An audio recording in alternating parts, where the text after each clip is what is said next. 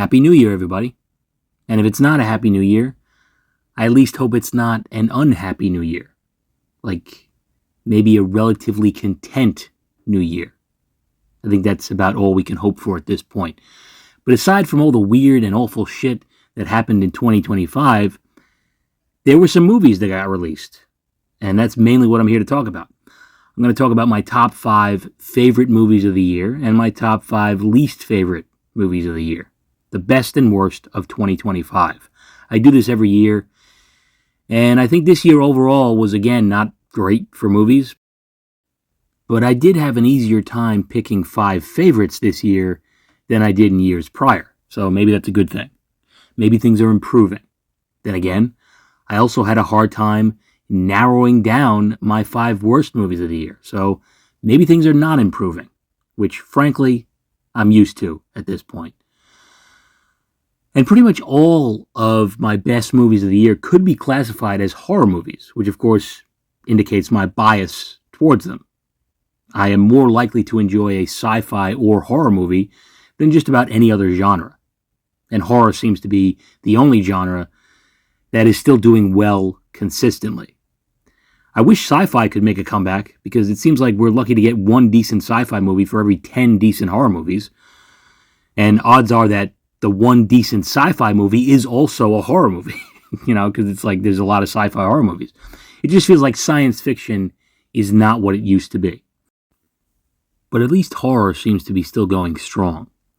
I'm also going to mention a couple of movies that are not necessarily bad, but I found them to be very disappointing because they had some high expectations attached to them. I'm also going to touch on some TV shows from 2025 that I enjoyed as well. We're going to be bouncing around a lot in this video, in case you can't tell. I hope you can tolerate Manic Eddie, because that's what I need to be in order to get through all this nonsense. I also have a little bit of a channel announcement coming at the end of the video, so stay tuned for that. But for now, I think we should just get into it because this video is going to be long enough as it is. And remember, all of this is just my opinion. Nothing here is a statement of fact, so try not to get too offended if you happen to disagree.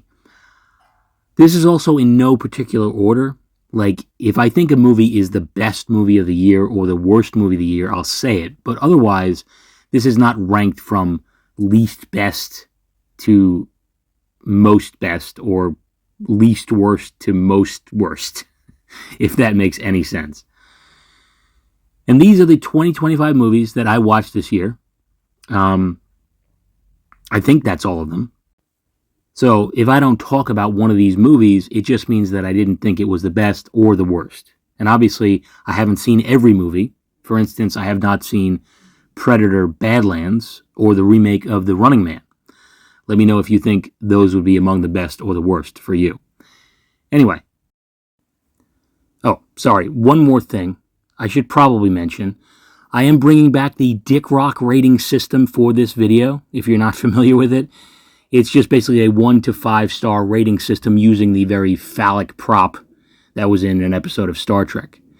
It's also, obviously, my profile picture. But, don't take the Dick Rock rating too seriously. It's mainly a gimmick used for the sake of at least an attempt at comedy. So don't get bent out of shape if I give something 4 Dick Rocks out of 5, but maybe there was a slightly better movie that only ended up with 3.5 out of 5. It's not that deep, ironically, because this thing would go pretty deep. But that's neither here nor there. Sorry. And that's another thing. I don't know exactly how this video is going to turn out, but there are a number of crass observations in my notes. So if I'm talking about shit that is kind of out there, just roll with it if you can. I mean, there are some things I'm going to say that are going to make you wonder, what the fuck is wrong with this guy? And, fair enough. Valid reaction. I mean, I have several references to male genitalia in my notes for some of these movies. And that is on top of the Dick Rock ratings that I'm going to be giving out. It's going to be a very dick-heavy episode, I think. So just be prepared for that. My head is literally in my hand right now. Shaking my head at what I'm saying right now. I'm going to also avoid spoilers for the most part, but if I do talk about a spoiler, I will let you know ahead of time. Now that that's out of the way, here we go, finally. Starting off with the top 5 worst movies of the year, I have The Monkey. I really wish I could remember more about this movie. I saw it months ago, and it's really bad. It tries to be funny. It does not work. It's basically a Final Destination movie if death was a little toy monkey that plays the drums. Like, that's kind of what happens. The monkey plays a little drum, and someone dies. And the people who die seem to be chosen at random. So it is basically kind of like Final Destination if you saw the thing that was causing all the deaths, and it happened to be a toy. How exciting is this? And these two brothers grow up with the knowledge that this evil toy monkey kills people, and it drives them apart, and it even kills their mother at one point. And one brother is like basically evil, and the other is relatively normal. That's never really explained. Basically, you just watch people die in extremely violent and random ways. That's basically it. And I think Final Destination does it a lot better, even though there is also a Final Destination movie that came out this year that I didn't think that was that great, but this was far worse. I give it a 1 out of 5. And next up is a movie that I've already talked about in a video. I reviewed it earlier in the year, but I figure I'll mention it again because it's so terrible. Star Trek Section 31. It feels like this came out years ago, but it actually was released in January of 2025. And I've reviewed it on the channel, and it's an abomination. It is awful. I literally have not seen one person say this is a good movie. I've seen people kind of try to defend it, but even when they do, they admit that it's bad. It is the perfect example of how far Star Trek has fallen as a franchise. I hate it. I give it 1/2 Dick Rock out of 5. Next is a weird one. It's the reboot sequel for I Know What You Did Last Summer. It's kind of a weird one to be complaining about because you know what you're getting with a movie like this. I mean, I don't think anyone has gone into a I Know What You Did Last Summer movie and expected it to be great, because they're not great. Like, none of them are great. The reason why they're popular is because people of my generation watched them when they were kids, and they have a soft spot for them. And I kind of feel that way about the first movie. The sequels, I don't really care about that much. But it does take me back to the 90s. You know, it's a very late 90s movie. And I just don't think it works in 2025. You can't just do it all over again with the same kind of vapid teen corniness and expect it to work. I really don't think this movie was necessary. And it kind of plays out just like the first movie, except in this one, honestly, like, you know, someone ends up dying, they get in a car crash or whatever, and these characters act like it was their fault, but it really didn't seem like it was their fault. They hide the body, which of course makes it their fault, but the initial death, I don't think they'd be blamed for, quite frankly. If you've seen the movie, you probably know what I'm talking about. But you probably didn't see the movie, so you probably don't know what I'm talking about. Because I don't think this is all that popular. And,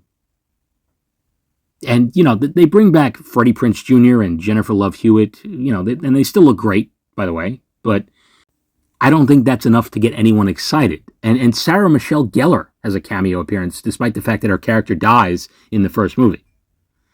You know, I think these movies are very entry-level slasher movies. They're kind of the movies we saw as kids that eventually led us to watching more graphic horror movies. And although you really shouldn't worry about spoilers, because I don't think it's worth your time unless you're a mega fan of the first movie, in which case you've probably already seen it. But regardless, spoiler warning, the killer, or one of the killers, is Freddie Prinze Jr.'s character. They do kind of a Scream thing where they have multiple killers. But it's just kind of ridiculous to make him the killer. It seems obvious, and yet at the same time, it doesn't make any sense. Like, why would one of the victims from the earlier movies eventually become the killer in this one? I don't know. In the movie, he does it so he can keep the legend of what happened to them in this small town alive. It's pretty psychotic and not all that interesting. I give it a 2 out of 5. Next up is Flight Risk, starring Mark Wahlberg. I mean, this movie is bizarre. Basically, Mark Wahlberg plays a hired killer who is... He's trying to kill Topher Grace's character for being a government informant. Topher Grace's character works, or he used to work, for a mob boss, and now he's going to testify against said mob boss. And he's being escorted by a U.S. Marshal. But their pilot turns out to be Mark Wahlberg, and he is really a hitman who is supposed to kill Topher Grace's character. And he has multiple opportunities to do this throughout the movie, but he never does. He ends up spending the majority of the movie handcuffed while the U.S. Marshal tries to land the plane safely. And I could not have cared less about any of these characters. Like, if the plane crashed into a mountain, I would be fine with it. Mark Wahlberg's awful bald cap is enraging. I don't know why they felt the need to do that. Like, just let him be Marky Mark. There's no reason to make him bald.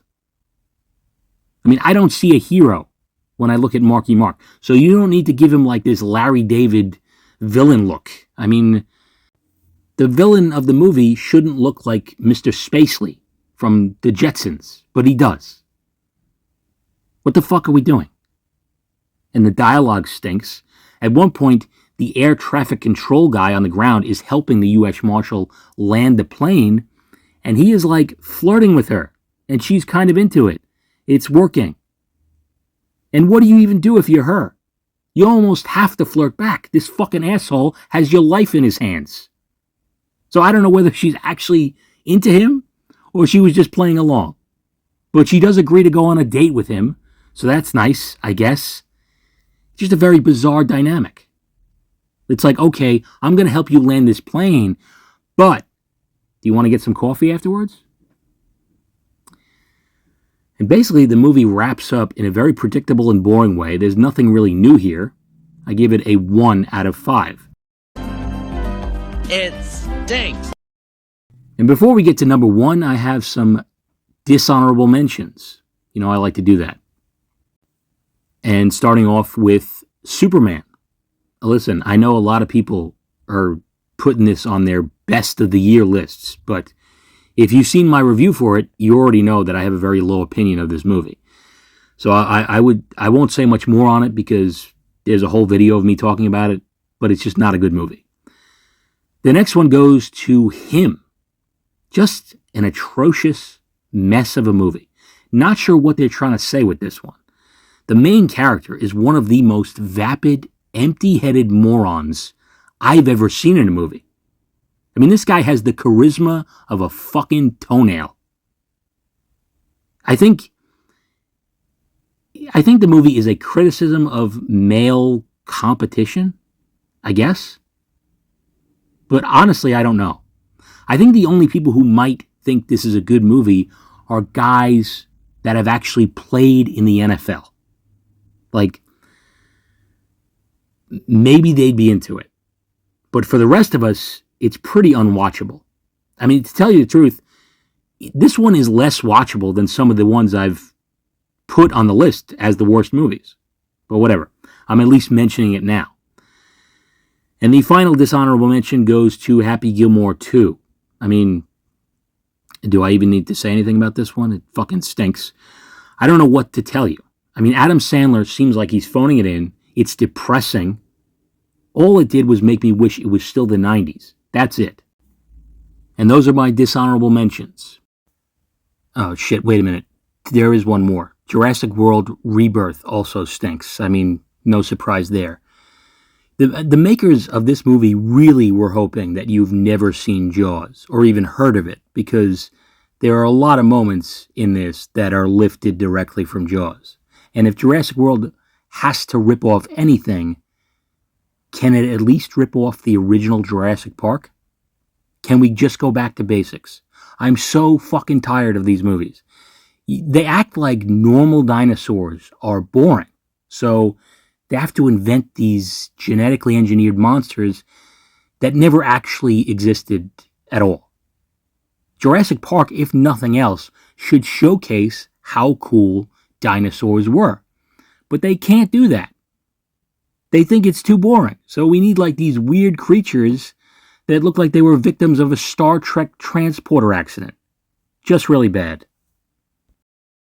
And finally, the movie that I think is easily the worst movie of the year. This one is a doozy.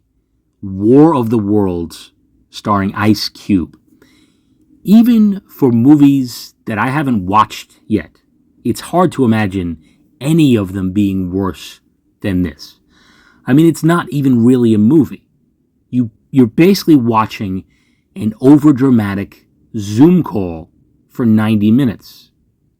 And I know it was filmed during the pandemic, but that is not an excuse. And you didn't have to release it. They could have said, you know what? Let's just take the hit on this one and shit can it because no one is going to want to watch this piece of shit. But no, they had to put it out there and torture us with it. And there's going to be spoilers when I talk about this movie, but don't worry. If you haven't seen it, I assure you, you don't need to. It is loosely based on the War of the Worlds by H.G. Wells. It's basically War of the Worlds if it happened from the point of view of a guy at a fucking desk. It's boring. It's vapid. It's dumb. When you actually do get a glimpse of the invading alien ships, it's brief, and these special effects are legitimately atrocious. It's basically a late 2000s Sci-Fi Channel CGI movie, and it's inexcusable. It centers around Ice Cube's character. He works for Homeland Security, and he spends his days spying on people. Like, that is his job. And he also spends too much of his time spying on his adult children. At one point, he is literally reading the text conversation between his daughter and her fiancé, and they're talking about him. And she asks her soon-to-be husband if her dad has accepted his friend request on Facebook. So Ice Cube is like, oh shit. So he goes to Facebook and immediately accepts his future son-in-law's friend request. Like, that isn't going to immediately tell them that he was just spying on the conversation. I mean, there's just so many stupid moments in this movie. I almost feel like I should dedicate an entire video to it. But at the same time, I don't feel like I should torture myself or you with that. I mean, at one point during the attacks, Ice Cube's daughter gets injured. She has a piece of shrapnel in her leg. And because he spies on everyone, I guess he is aware of his daughter's life signs somehow. Like he hacked her fucking Fitbit because he says her heart rate is too high. And her heart rate is 105. I mean, she was just running from an alien attack. She's got a metal spike in her fucking leg.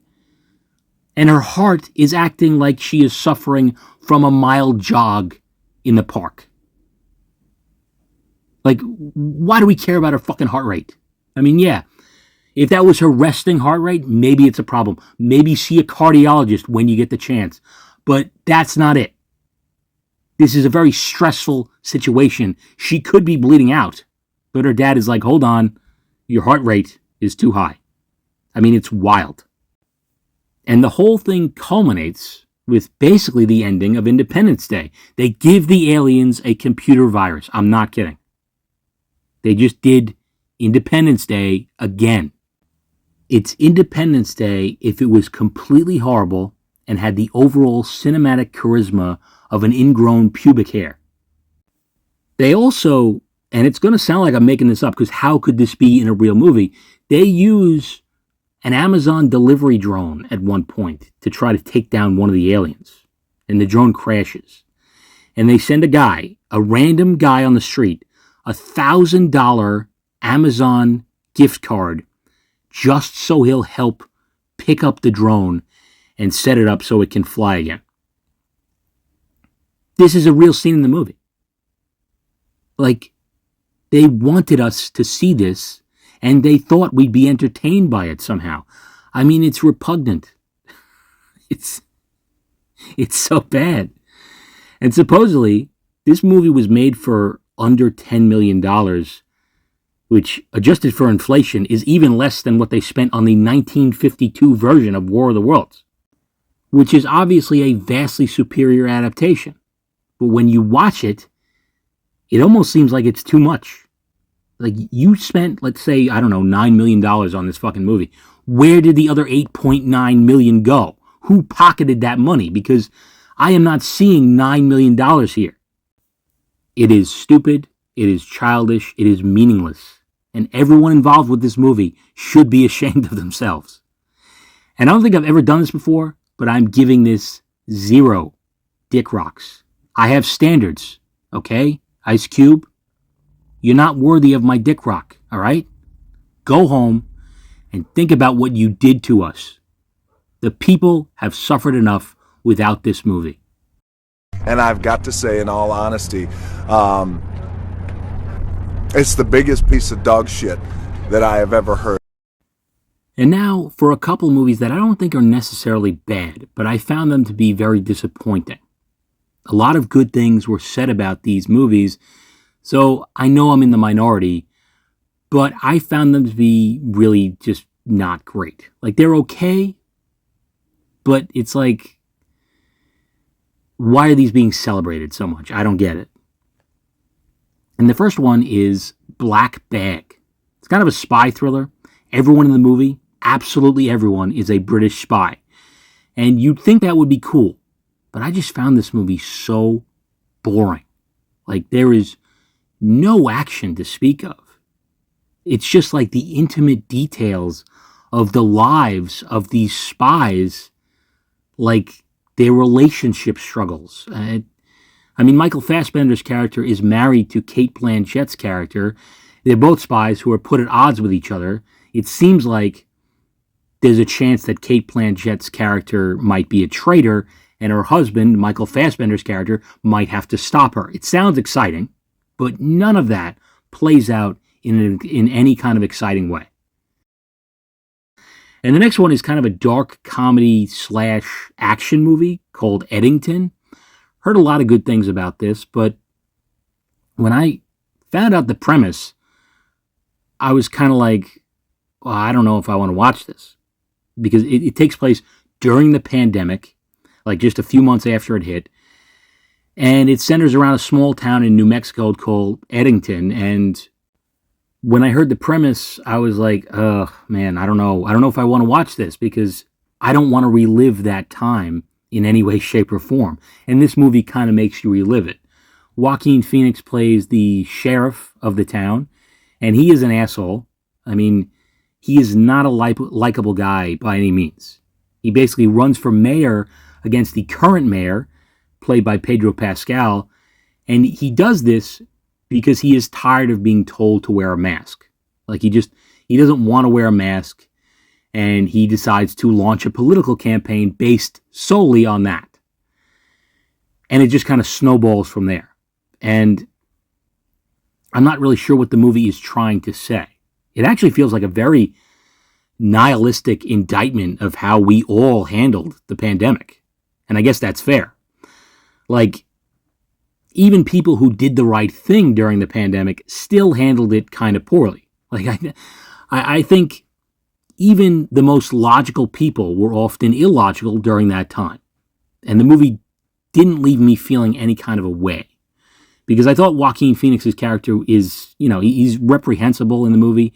I mean, there comes a point where he takes things to such a level that he becomes just an evil villain. Like, this is not about politics or social distancing anymore.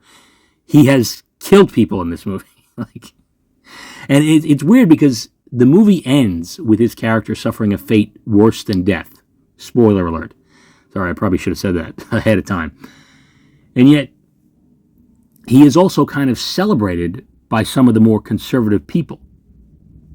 I think also the Kyle Rittenhouse thing was also a big influence for this movie. But ultimately, I just don't think it came together in a very satisfying way. I would give this a 3 out of 5, which is not a bad score. I mean, if I give a movie a 3 out of 5, it usually means it's a pretty good movie. But this one was just disappointing to me because of how highly regarded it is. So my expectations were a little higher than maybe they should have been. You also get to see Joaquin Phoenix's dick in this movie. It's not a sexy scene, though, so you're not going to enjoy it, I assure you. But I will say, good for him. He's got nothing to be ashamed about, that's for sure. Unless it was a body double, in which case, good for the body double. Whatever. Moving on. The next one goes to The Long Walk, based on a Stephen King story, which I have not read. It basically follows a group of young men and teenage boys as they enter a competition to win an absurd amount of money in a post-apocalyptic world, and they have to keep walking until there is only one of them left. If they stop or cannot continue for any reason at all, they get shot by Mark Hamill's character or one of his underlings. It's tough to watch these guys die. The movie makes you get attached to them, but and it held my interest throughout. It just didn't leave me feeling much. Like, the characters develop friendships and camaraderie while they walk, and it's just like, would this happen?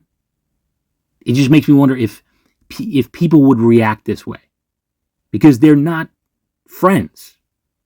They're your opponents, and every time they take a step, they're closer to beating you, and if they do beat you, Mark Hamill executes you. I don't know. It's not a terrible movie by any means, but it left me wondering what the point of it was. Nice. Not thrilling, but nice. And now, finally, the 5 best movies that I saw this year. First up, Weapons.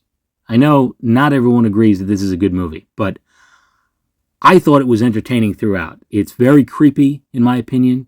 It has a lot of comedy in it, which, is kind of off-putting. Like, even the comedy is creepy. And the story plays out kind of in a non-linear way. So it's a little bit difficult to follow because it follows the individual paths of several characters as it goes along.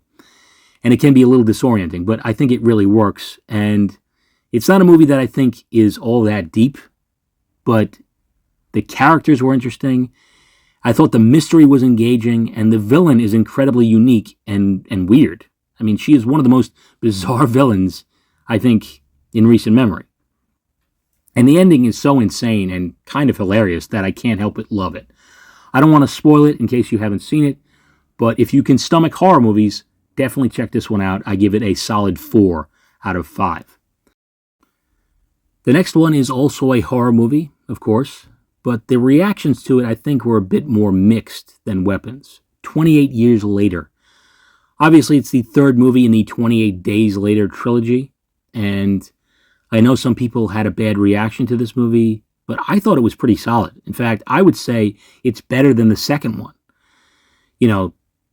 Zombies are kind of passé now. It feels like the bloom is off the rose when it comes to zombie films from the last, 10 years or so.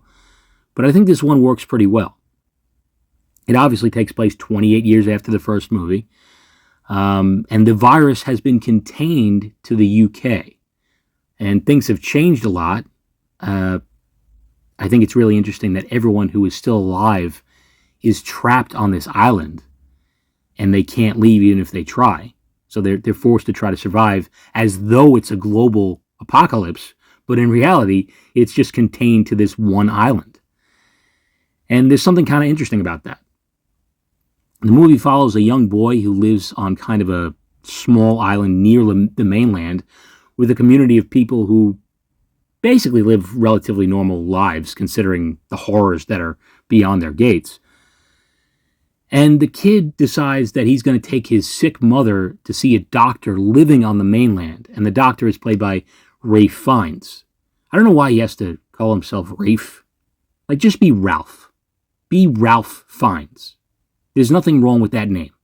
Anyway, he is the best character in the movie, by far.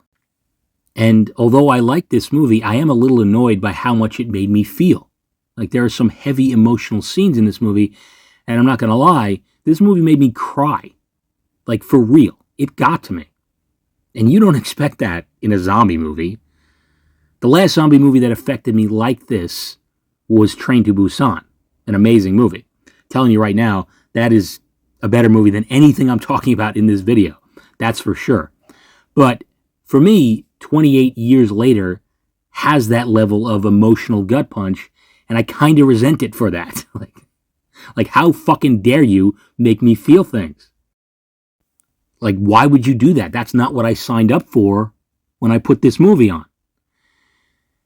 It's also a movie that, unrelated to everything I just said, it's a movie that has a lot of dicks in it. Like, I say unrelated because the dicks are not what I was crying about, but like, there are an absurd amount of dicks in this movie. Like, a lot of the zombies are completely naked. I guess their clothes have just fallen off after nearly 30 years. And the movie kind of hilariously introduces a concept of a zombie boss known as the Alphas. And they're just basically these gigantic dudes who are much stronger and much faster than all the other zombies. But they also have like these gigantic, painfully obvious dicks. No wonder they're so much faster than the other zombies, because they're running on 3 fucking legs. It's insane. I mean, if you gave this dick a paper cut, this guy might bleed out in seconds. It is insane.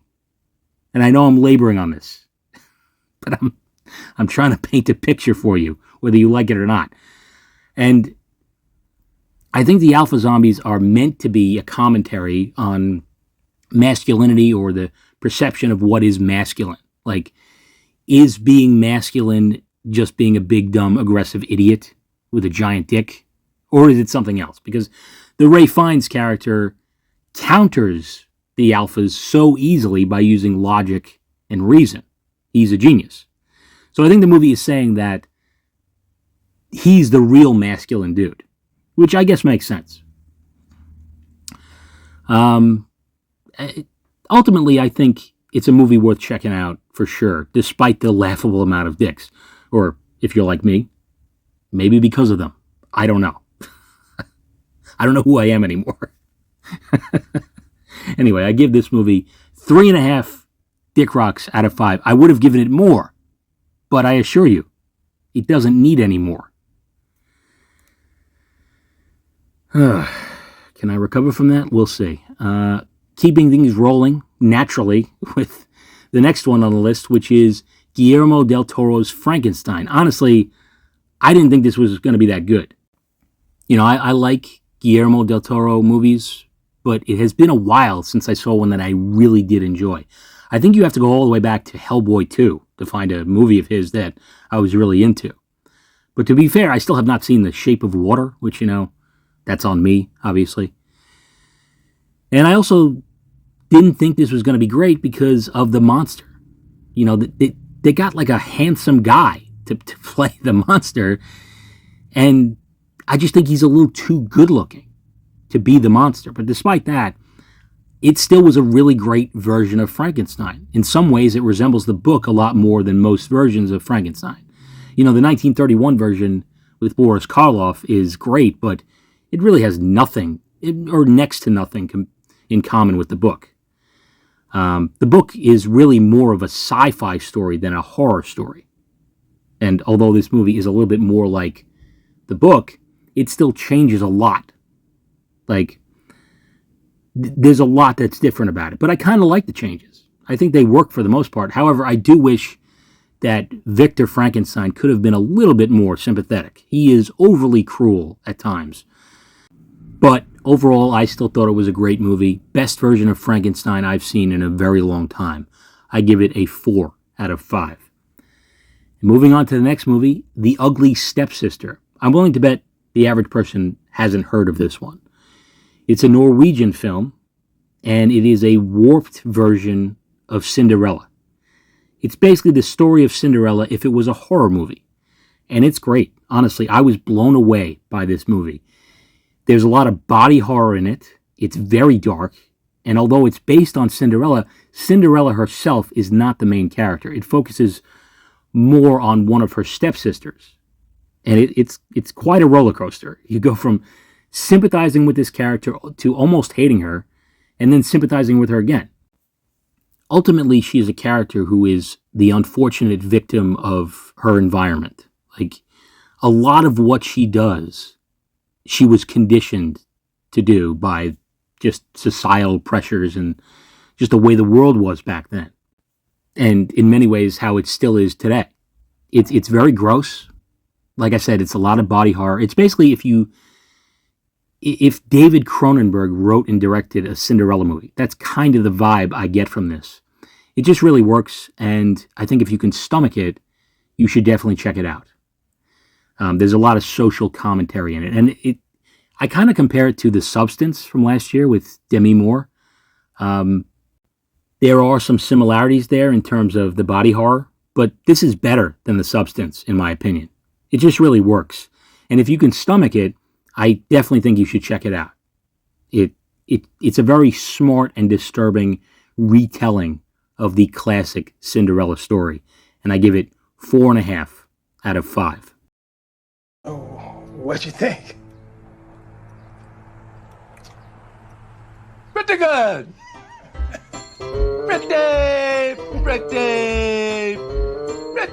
Pretty good. And before we get to the final movie, some honorable mentions. First up is Fantastic Four: The First Steps. My expectations for this were admittedly pretty low. It's been really hard to get excited for a new superhero movie in the last several years. So maybe having low expectations helped. But I did enjoy this one. It's far from perfect, but I think there's at least something there that you could build on going forward. And although I don't feel like these characters are the Fantastic Four as I know them, they're at least tolerable. And it was the best superhero movie to be released this year, in my opinion. And the next one goes to Ballerina. I wasn't a big fan of the last John Wick movie, but I thought the spin-off was interesting and definitely worth watching. Next one goes to Mission Impossible: The Final Reckoning. I know there were some people that were kind of lukewarm on this, but I enjoyed it. I definitely don't think it's the best Mission Impossible movie, but I thought it was enjoyable. And I like that it takes AI and makes it kind of the villain. And the action sequence with the prop planes was appropriately insane. I mean, you're literally watching Tom Cruise almost die with every frame of this scene. It is amazing. And the last one goes to One Battle After Another. This movie was an experience, to say the least. It's very political. It feels very reflective of our times right now. But it's also a very funny movie.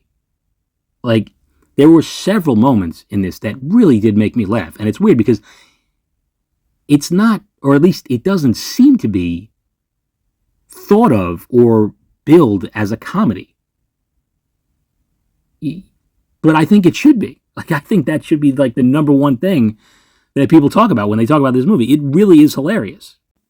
And I know this is a Paul Thomas Anderson movie, and comedy is often a staple of his movies, but honestly, I'm not really a big fan of his. In fact, I would say you have to go all the way back to Boogie Nights to find a Paul Thomas Anderson movie that I really enjoyed this much. I'd say it's his best movie since that. And it's a movie that it's going to piss people off. I think politically conservative people will not like this. And I think even liberal people might have an issue with the portrayal of some of the characters as well. But I think people who are wrapped up in the politics of it are really looking at this the wrong way. There's a good story here, and I think it's pretty universal. So I would definitely recommend checking it out, but don't do what I did.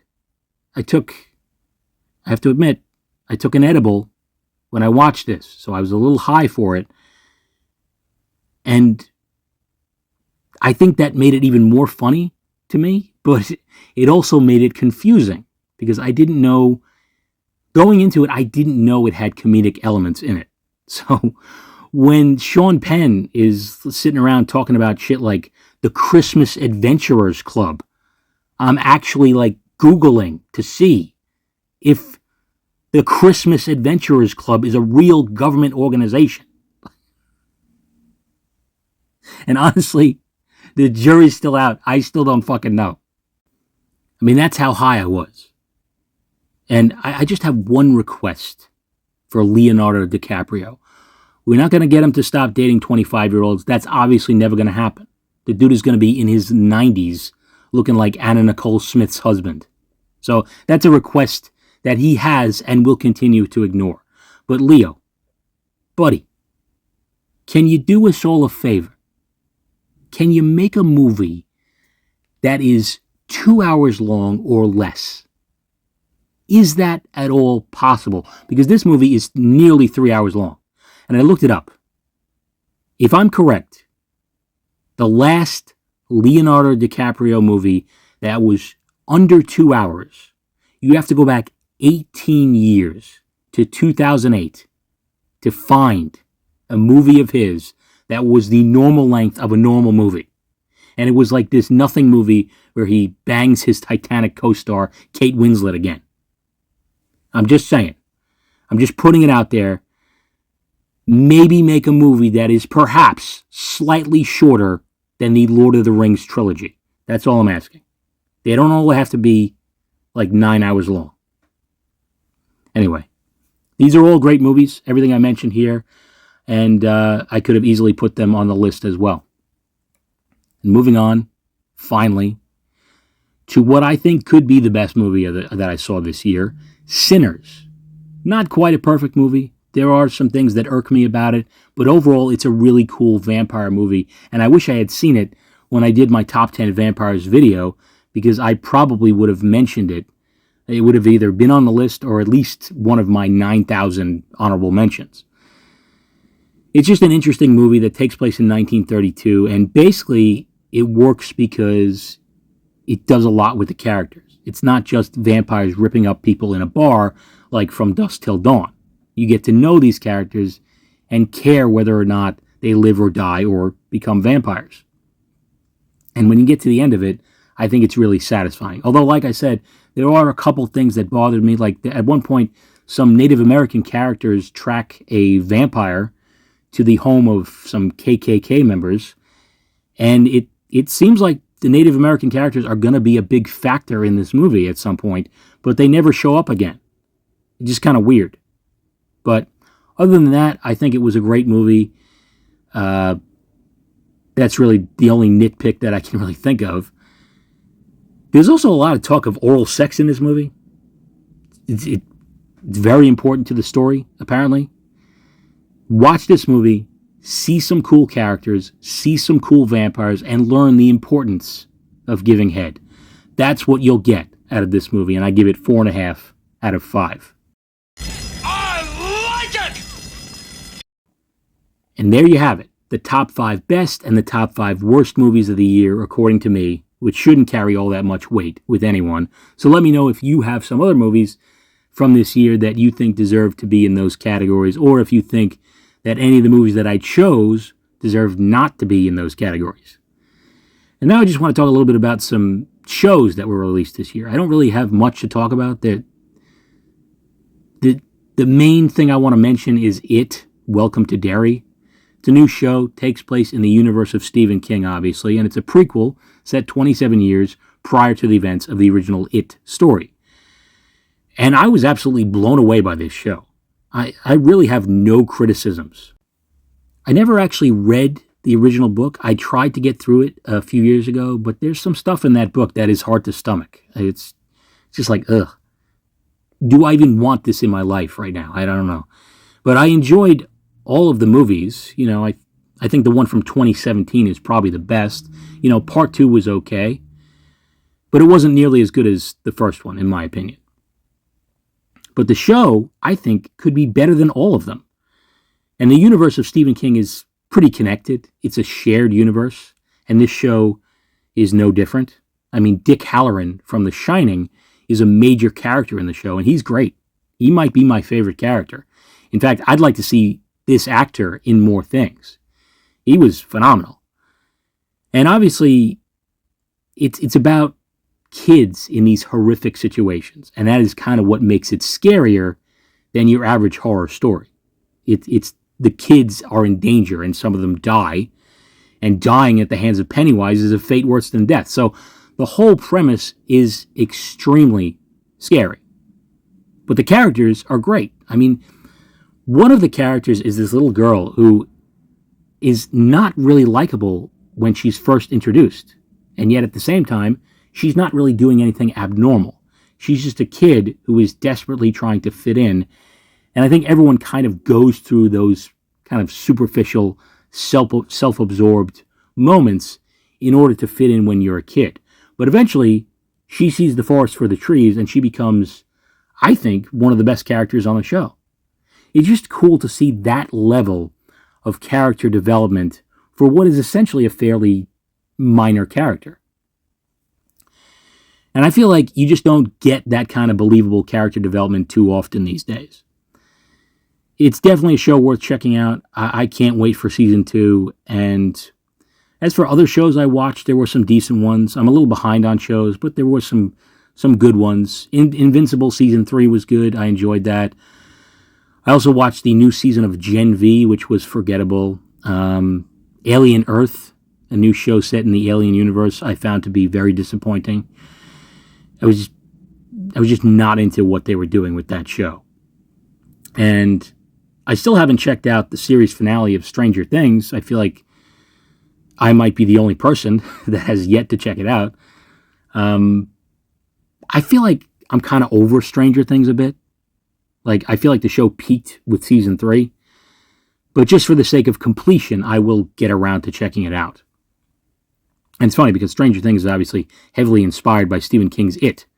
But when you watch Welcome to Derry, it's almost like, okay, well, this is like Stranger Things, but with balls. But that is basically it. I think I put enough of my mania on display for this video. I should probably wrap this up. I hope you found it at least tolerable. And once again, I'm sorry it took so long for me to get it out there. I usually like to put this out on New Year's Eve, and here it is, it's almost 2 weeks later. So I apologize. And of course, I want to thank everyone for the likes, the comments, the subs. You guys are all awesome. I really appreciate the support. And I do want to announce that I am going to be starting a Patreon. So if you want to contribute to me having the ability to keep doing this, and if you want to make sure that I do it at a more consistent pace, you can check that out when it becomes available. But don't worry. I know when people announce that, people get annoyed. Nothing I do is ever going to be behind a paywall or anything like that.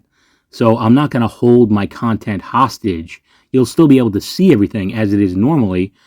But if you do join the Patreon, I'm thinking you'll still get some perks out of it. There'll be reasons to do it. But it's still currently a work in progress. I haven't worked out all the details yet. I'll announce it when I do.